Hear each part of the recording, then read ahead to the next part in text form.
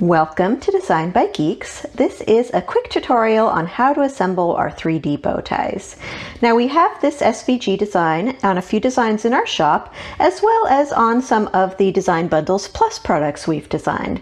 I'll throw the links in the video description for you. This is really easy to make. So you're going to start by cutting out your two pieces on your cutting machine. So there's the bow tie piece and then the band.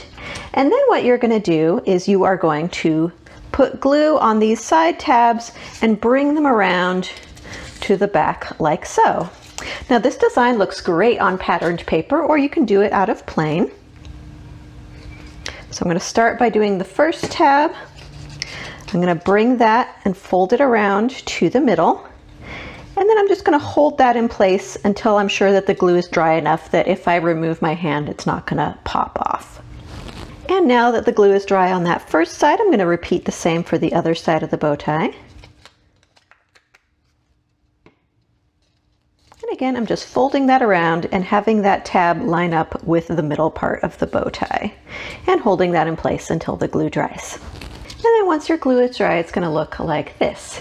And then the last step is we're going to take our little band piece and we're going to wrap it around the center of the bow tie. So we're going to kind of eyeball that to see if it's in the middle.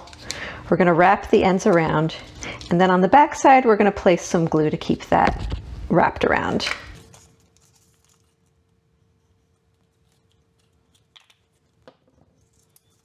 And again, we'll just kind of press that in place until the glue sticks. Once the glue is dry, it looks like this, and you can stick it on your project.